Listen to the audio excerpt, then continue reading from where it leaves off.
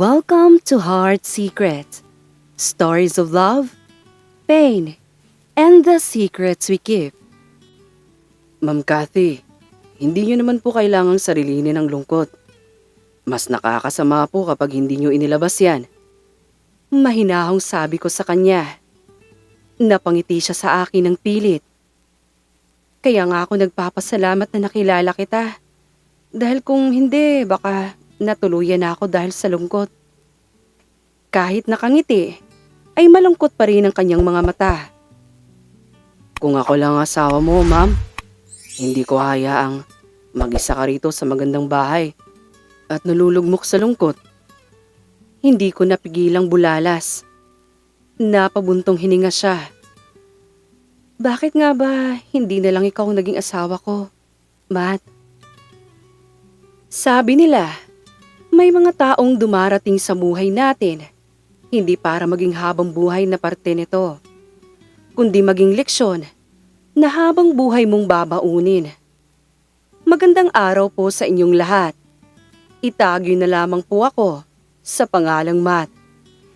Isa po akong delivery boy sa isang food delivery app. Simple lang naman ang buhay ko. Check sa cellphone bawat minuto, deliver kung saang location buong araw. At ang maabot ang daily quota.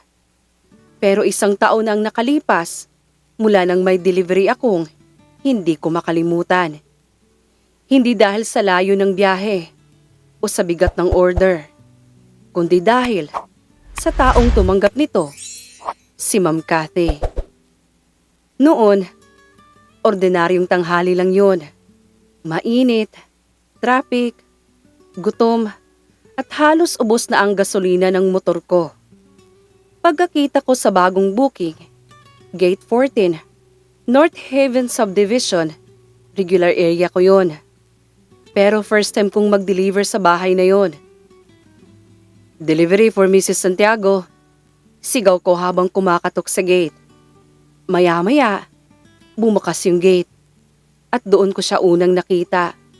Naka-ponytail siya. Naka-oversized shirt, may halong pagod pero maaliwalas ang mukha. Akin yan. Saglit lang ha. Kukunin ko lang yung wallet ko. Tumango ako. Sige po, ma'am. Naiwang nakabukas lang ang pinto ng bahay niya. Habang naghihintay ako, napatingin ako sa loob ng bahay. Malinis, tahimik, parang walang ibang tao. Yung tahimik na hindi mapayapa, kundi malungkot. Nakangiti siya pagbalik niya. Bagong rider ka, no? Hindi ikaw yung madalas dito. Opo, ma'am. Minsan lang po ako na-assign sa area na to. Ganun ba? Baka mapadalas ka na. Napatawa siya. At kahit simple lang, parang tumatak sa akin. Yung tunog ng tawa niya. Wala lang yun. Akala ko. Pero sa mga sumunod na linggo, napansin kong palagi na akong napapadalhan ng booking galing sa Gate 14. Parehong pangalan, parehong address. Minsan milk tea, minsan bread, minsan dinner for two. At sa bawat pag-abot niya ng bayad, may kasamang tanong o kwento. Traffic ba ngayon? Ang init, no? Minsan, naiinggit ako sa inyo. Nakakalabas, nakakaikot. Hanggang sa isang araw, tumigil siya bago ibigay ang bayad. Matt, gusto mong tubig? Mukhang pagod ka. Saka ko lang napansin, matagal na pala akong nakatayo sa harap niya. At matagal na rin akong hindi tumitingin sa kahit na sinong customer nang ganun katagal. Simula noon, hindi na lang siya customer. At sa bawat doorbell ko sa gate nila, parang mas bumibigat ang dibdib ko.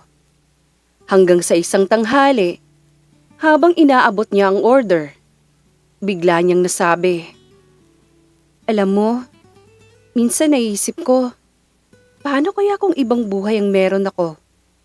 Yung walang asawa, walang iniintindi. Naiintindihan mo yung ganun, Matt?" Hindi ko nasagot agad. Pero doon nagsimula ang lahat. Sa tanong na hindi ko alam kung gusto ko bang sagutin o takbuhan. Hindi ko alam kung paano nagsimula. Yung sunod-sunod na chat namin ni Ma'am Cathy. Nabigla na nga lang ako nang biglang mag-appear ang pangalan niya sa friend request ng Facebook ko. At ewan ko ba kung bakit walang pag-alinlangan kung inaccept ang request niya. Nung una, tungkol lang sa delivery. Matt, available ka ba bukas? O kaya, pwedeng sa'yo ko na lang i-order? Pero habang tumatagal, parang hindi na pagkain ang inaabangan niya, kundi ako na. Ganun pala, no? Yung pakiramdam ng unti-unting nasasanay sa isang tao. Isang simpleng ingat ka sa dulo ng message, pero magaan na sa loob. Isang tanghali, pag doorbell ko sa gate, siya agad yung bumungad. Matt, pasok ka muna saglit. Mainit sa labas oh. Mag-juice ka muna. Agad akong natigilan. Hindi ko alam kung papayag ba ako o magdadahilan. Pero bago pa ako makatanggi, nakangiti na siya habang iniaabot ang baso ng orange juice. Walang lason yan ha? Biro niya. Umupo ako sa may balkonahe nila. Maliit pero maayos. May mga paso at tanim ng iba't ibang pattern ng snake plant. Tahimik lang kami nung una. Tapos, bigla siyang nagsalita. Alam mo, Matt, minsan naiinggit ako sa mga taong simpleng buhay lang. Gising, trabaho, kain, tulog, walang masyadong iniisip. Tumingin siya sa kawalan. Ako kasi, kahit may bahay, may asawa, parang wala pa ring pahinga. Hindi ko alam kung anong sasabihin. Kaya ang nasabi ko lang, siguro kasi ma'am, hindi lang pera o bahay. Yung nakakapuno ng tao. Napatingin siya sa akin. Ilang segundo kaming tahimik. Tapos ngumiti siya. Ang lalim mo rin ah. Napakamot ako ng ulo. Sakto lang po ma'am. Madalas kasi akong maghintay sa traffic eh. Kaya kung ano-ano nare-realize. Natawa siya. Yung tawang totoo. Yung hindi pilit. At sa gitna ng tawanan, biglang dumating yung katahimikan na hindi awkward. Parang may naintindihan kami kahit walang sinasabi. Pag alis ko noon, dala ko yung tanong na hindi ko masagot. Bakit parang gusto kong bumalik? Hindi para mag-deliver, kundi para lang makita siyang ngumiti ulit. At mula noon, hindi na lang ako nagdi-deliver sa kanya. Minsan, nagtutulungan na rin kaming magbuhat ng mga groceries, magpalit ng ilaw, kung ano-anong dahilan para lang may dahilan. Hindi ko rin kasi alam bakit hindi ako makatanggi sa tuwing magme-message siya na magpapatulong. At kung hindi naman siya magchat-chat, ay ako mismo ang unang nagme-message kung may gusto ba siyang ipatulong sa akin. Pero habang dumadalas, mas lalong nagiging delikado. Kasi sa bawat oras na lumilipas, mas dumadami yung mga bagay na hindi dapat sabihin at maramdaman. Kadalasan, kapag may customer kang may asawa, madalas maririnig mo yung salitang, busy si mister. Pero iba, yung paraan ni Ma'am Cathy, pag sinasabi niya yon. Noong una, akala ko simpleng biro lang. Si Mr. Santiago, nasa work na naman? Tanong ko minsan habang inaabot yung order. Ngumiti lang siya. Yung ngiting may bahid ng pagod. Lagi naman. Insan nga, mas madalas pa niyang kasama ang laptop niya kaysa sa akin. Doon ko lang nalaman, si Cathy pala, asawa ng isang engineer na madalas ma-assign sa malalayong project sites. Halata namang may kaya sila. Sa ganda pa lang ng bahay nila at sa subdivision na kinaroroonan nila. Pero sa kabila ng mga mamahaling kortina, tahimik ang bahay. Sobrang tahimik na parang walang nakatira. Minsan habang kumukuha ako ng tubig, napansin ko yung dining table nila. Pang-5 o 6 na tao. Pero 2 plato lang ang madalas na nakahanda. Hindi ko alam kung bakit, pero ang lungkot tingnan. Hanggang sa isang araw, nagpunta ulit ako sa kanila Ma'am Cathy dahil may ipapatulong siyang ipakumpuni. Alam mo, Matt, sabi niya habang pinagmamasdan ako.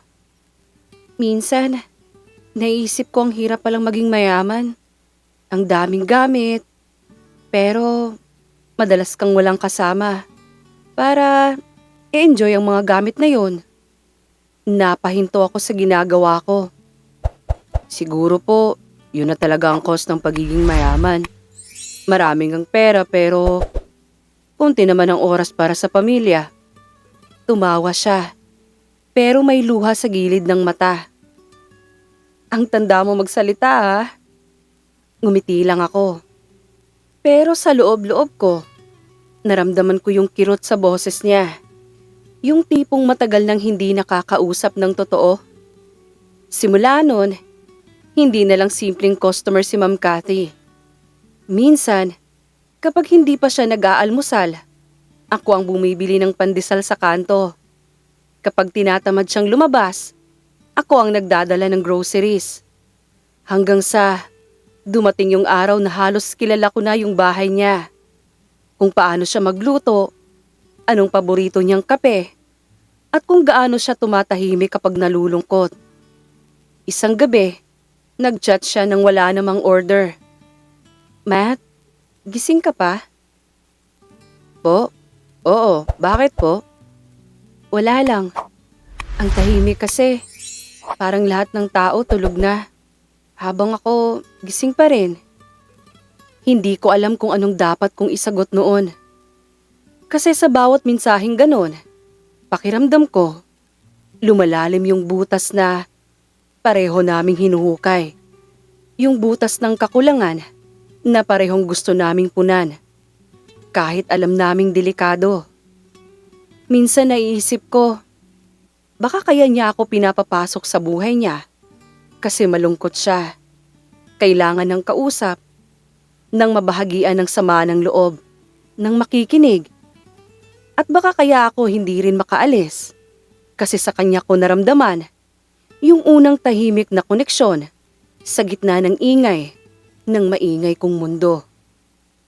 Sabado ng hapon, pinapunta niya ako para tumulong magbuhat ng mga kahon sa storage room nila. Wala pa raw si Sir, kaya ako muna.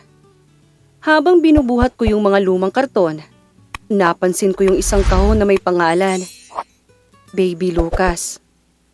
Ma'am, saan ko po ilalagay to? Tanong ko. Tahimik siya. Paglingon ko, nakatingin lang siya sa kahon. Hindi agad sumagot. Diyan mo na lang ilagay, Matt. Mahina niyang sabi.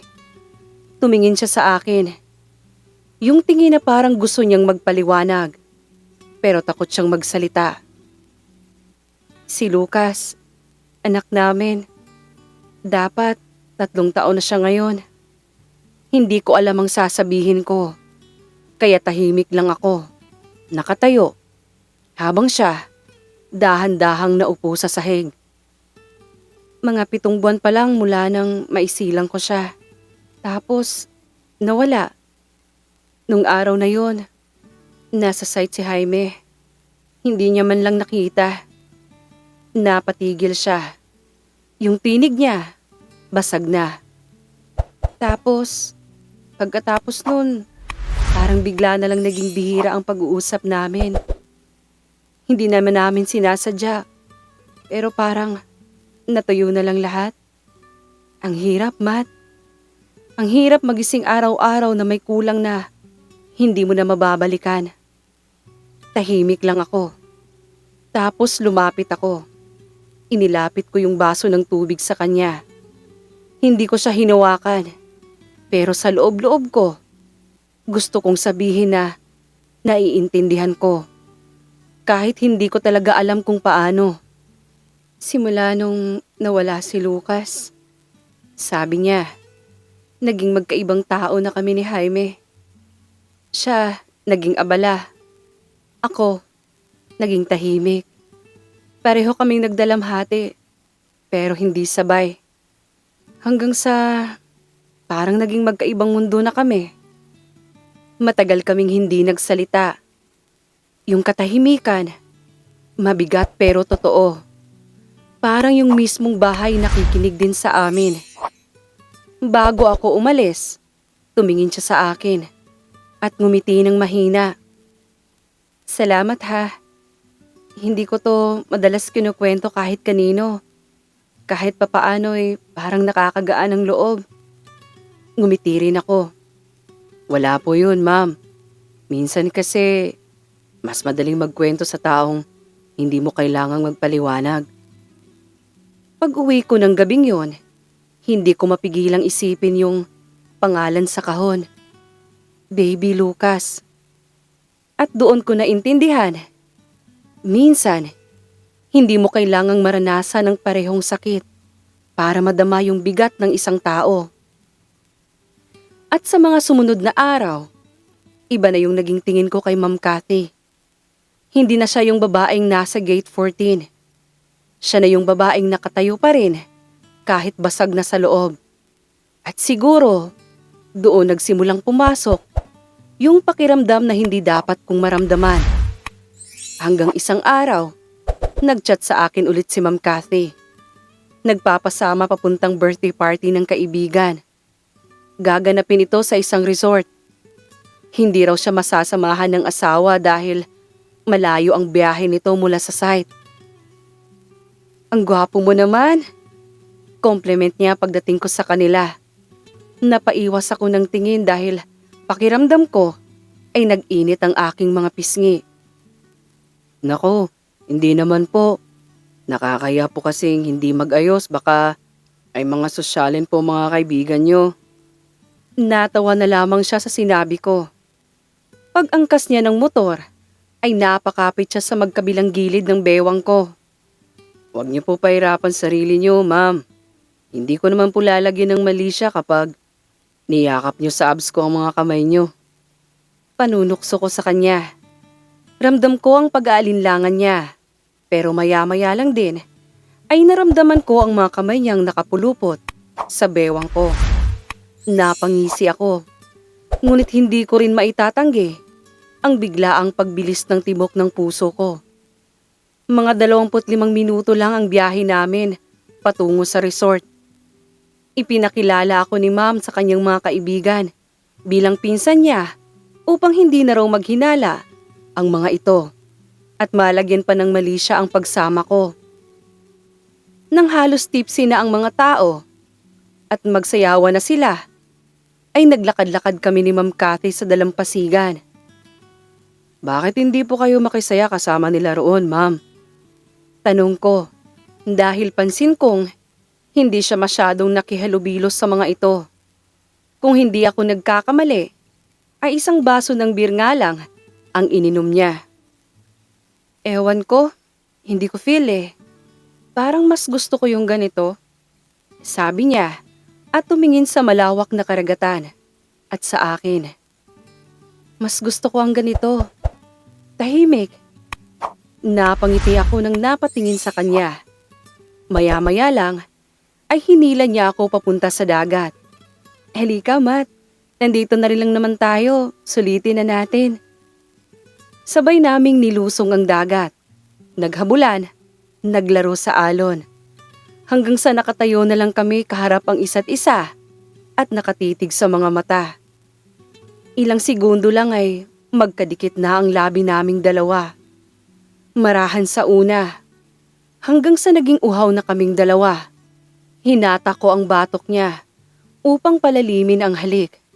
Magkadikit na ang parehong basa naming katawan. At mas nagdulot pa yon ng mas lalong pag-aalab sa aming katawan. Sa ilalim ng tubig dagat ay kung saan-saan dumapo ang aking mga palad. Dinig ko na ang mahina niyang pagsinghap at daing. Hanggang sa natagpuan na lang namin ang aming mga sariling nakahiga sa liblib at madilim na parte ng resort. Wala kaming ibang naririnig, kundi ang tunog ng alon at ang mga daing at mabilis naming paghinga. Ramdam ko ang pagbaon ng kanyang kuko sa aking likuran habang paulit-ulit na sinasambit ang aking pangalan. Hindi na namin alintana kung may makakita pa sa amin. Matapos yun, ay parang walang nangyari kaming bumalik sa kung saan nagkakasayahan. Nang umalis na ang lahat, ay nagpaiwan kami ni Ma'am Cathy. Nagbook kami ng isang cottage at doon namin sinundan. Ang nangyari sa amin, ilang sandali lamang ang nakalipas. Salamat, Matt. Hindi ko na maalala kailan ako naging masaya ng ganito. Mahinang sabi niya habang nakayakap sa akin. Salamat din, Ma'am Cathy. At muling nagkabuhay ako. Ngayon, hayaan mo akong ibalik ang pabor sa'yo. Paanas niyang sabi. Bago pa ako makasagot, ay pumunta siya sa ilalim ng kumot. At doon ay pinaramdam sa akin ang init ng aming kasalanan. Pagkatapos ay hiniga ko siya sa kama at muling nag-isa ang mga uhaw naming katawan. Iba ka, Matt, sabi ni Ma'am Kat sa pagitan ng pagdikit ng aming katawan. Napangisi lang ako at siniil siya ng halik. Wala na kaming pakialam kung may makarinig pa sa amin sa katabing cottage. Hindi kami tumigil hanggat hindi ang katawan namin ang mismong sumuko. Matapos ang pangyayaring yon, ay mas naging sabik pa kami ni Ma'am Cathy. Minsan, ay sinasadya niyang magpa-deliver. O kung minsan naman, ay kahit wala akong delivery, ay sinasadya ko mismong magpunta sa kanila. Mismong bahay nila ay naging saksi sa bawat makamundong tagpo namin ni Ma'am Cathy. Talo na naman ako. Pagmamaktol na wika ni Ma'am Cathy.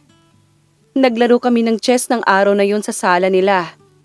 Third round ng game namin at talo pa rin siya. Babawi na lang ako sa'yo. Nakangising sabi ko. Ano namang klaseng pagbawi ang gagawin mo? Pilyo akong napangiti sa kanya. Yung mapapahiyaw ka. Napahiyaw siya nang mabilis ko siyang kinarga patungo sa kwarto niya. Marahan ko siyang hinagis sa kama. Wala akong sinayang na oras. Inangkin ko ang labi niya at ang mga kamay ko ay abala sa katawan niya. Inalis ko isa-isa ang mga nakaharang sa kanya habang hindi pinuputol ang halikan naming dalawa. Hanggang sa mag-isang muli ang aming mga katawan. Ngunit lahat nga ng bagay ay may hangganan. Una pa lang, alam ko namang hindi sa akin si Ma'am Cathy. May lalaki nang nagmamay-ari sa kanya. At kahit anong pilit ko, hindi ko mapapalitan ang posisyon niya sa buhay ni Ma'am Cathy. Hindi ko makakalimutan ang araw na yon. Araw ng Miyerkules. Nakipagkita sa akin si Ma'am Cathy sa kaparehong resort kung saan nagsimula ang lahat. Nakasuot siya ng summer dress na hanggang tuhod. Nakangiti siyang tumabi sa akin sa may dalampasigan. Ngunit ng araw na yon, may kakaiba sa kanyang mga ngiti. May halo itong lungkot at paghingi ng patawad. Aalis na kami ni Jaime papuntang Singapore. Pagbahagi niya, sa balitang labis na ikinalugmok ng puso ko. Napayoko ako. Hindi alam kung ano ba ang dapat isagot. Rinig ko ang pagbuntong hininga niya. Napatingin ako sa kanya na ngayon ay nakatanaw na sa dagat sa aming harapan. Nang maisilang ko si Lucas, ay balak na talaga naming magpunta ng Singapore at doon mag-settle down. Nandoon na din kasi ang mga magulang ni Jaime. Kaya lang, ayun nga, nangyari ang mga bagay na nakapagpabago ng lahat sa pagitan namin ni Jaime. Sabi niya, tinutukoy ang pagkawala ng anak nila. Nang makauwi siya nung isang araw, sabi niya, gusto niyang magsimula kaming muli. Gusto niyang sabay naming damayan ng isa't isa sa pagdadalamhati.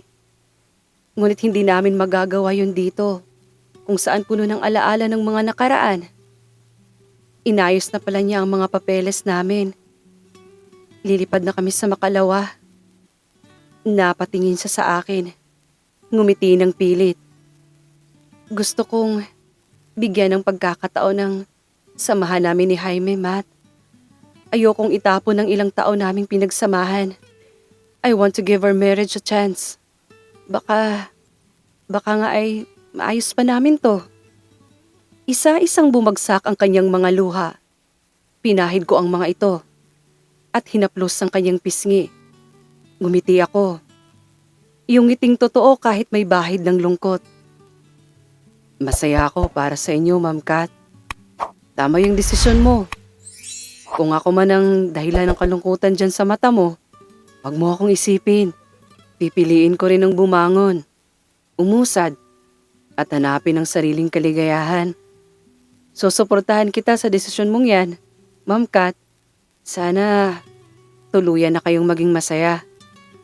Niyakap ako ni Ma'am Kat at paulit-ulit siyang nagpasalamat. Pareho naming hinayaan ang aming mga sariling umiyak.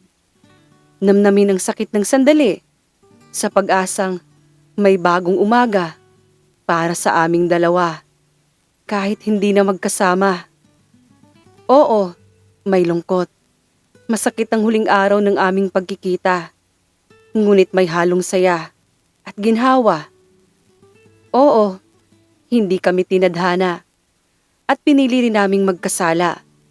Ngunit sinubukan din naming itama at ipagpatuloy ang buhay. Ngayon, sideline ko na lamang ang pagdi-deliver habang nagmamanage ng naipundar na maliit na negosyo. Sa susunod na taon ay ikakasal na rin ako sa aking fiancé. Hindi ko pinagsisihang nakilala si Ma'am Cathy. Isa siya sa mga taong labis kong ipinagpapasalamat na dumating sa aking buhay. Hanggang dito na lamang po ako. Maraming salamat sa inyong lahat. Lubos na gumagalang, Matt.